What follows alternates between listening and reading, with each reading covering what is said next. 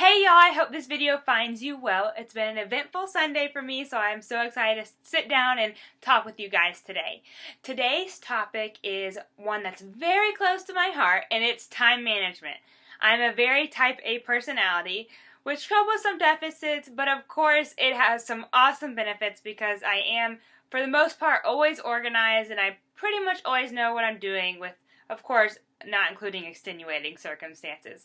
But in high school, I felt really overwhelmed a lot. I had a lot of stress, and that's really because I overbooked myself, and sometimes I didn't just stop and say, I need to quit this or slow down on this, because I just wanted to do everything all the time. And my body really took a toll for it because I was always sick. I had, my sophomore year of high school, I had strep throat 5 times, I got the flu twice, I got a stomach bug. It was just a crazy year. And after that, I slowed down a little bit, especially into my senior year is when I started cutting back on some activities so I can make more time for my health and my body. And I want to encourage you guys to do the same. But the things that you do have on your plate, we do still need to learn to manage, because sometimes it's really hard to still, even if we're not doing too much, to balance what we do have with homework and school, and I'm sure some of you travel and do community service. Sometimes it's really hard to fit it all in.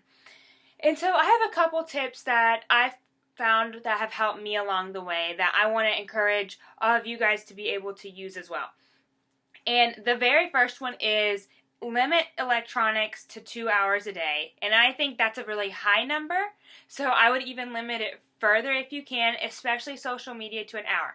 Now, I personally have a hard time following that. I love to be on Facebook, but I have found the more I cut back, the more I have time for other things. Especially this summer, I've really cut back on my computer time so that I can read, which I love to do. I haven't done as much reading as I've wanted to, and I just finished Lost in a Book, which is the Beauty and the Beast. I don't know if it's like a sequel, because it's a story within the new movie. And so it was really good, and being able to use that time to relax instead of be on Facebook or Twitter or Instagram or Snapchat, it was really refreshing, and it's so much better for you, and you will feel better because of it.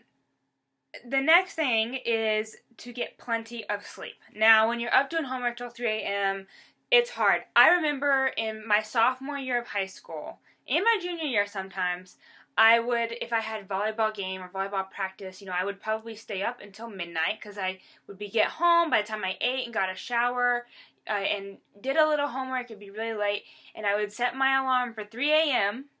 to get up and do homework again. And if I finished the homework, I went back to sleep until school started. If I didn't, then I just kept on going the next day. And my body really had enough of it. It told me that I was going to be sick if I didn't get some sleep. And sometimes I wish I would have taken a couple lesser grades on some of my assignments and gotten more sleep, because I could have done better on tests and other things that would have boosted my grade instead of doing my perfect assignments all the time. Now, I'm not saying to slacken school ever, but it is sometimes that you have to take a break.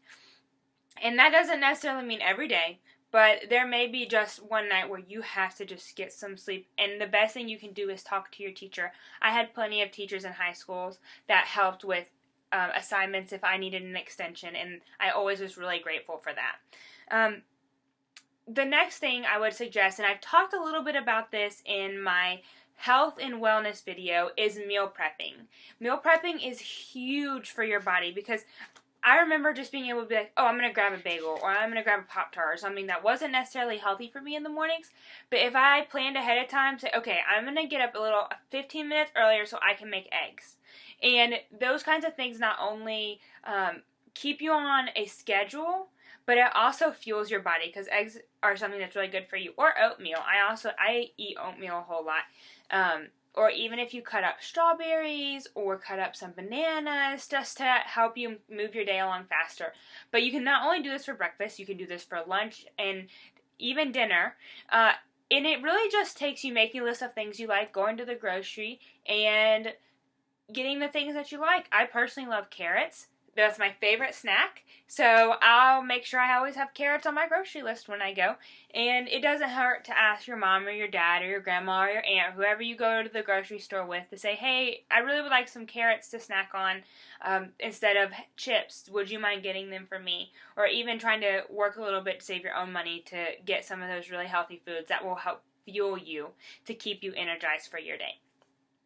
And one of my favorite things to do is keep a planner like this. And I really love Vera Bradley and Lily Pulitzer planners. Unfortunately, mine ran out in January, so I did get a Target one, which just works just as great, and it's really cute, until the new ones come out in August. But as you see, I'll put bigger things here on the main calendar page, like bigger things I want to remember, like if I have a club meeting, if I'm babysitting, because that's out of the ordinary for my day. I have like my spring break on here. I have pageant dates, volunteer dates, all those things. But then they also have places where you can write in assignments and other things going on in the day. So not only will I have it on the big calendar, but I'll also go to the actual dates and write it in on the bottom of the day on what I have planned that day that's out of the ordinary, whether I have to work an extra day, or if I have to babysit one night, or if what class is canceled. I always write it in at the bottom. On the top, I'll write my daily homework assignments, or something else I just have to get done that day. Whether it be pay bills, go to the grocery, anything like that. If I just have to send an email to a teacher, those are kind of things that I write there in like the assignment section, so I know I have to get those done today, but not necessarily on a time schedule.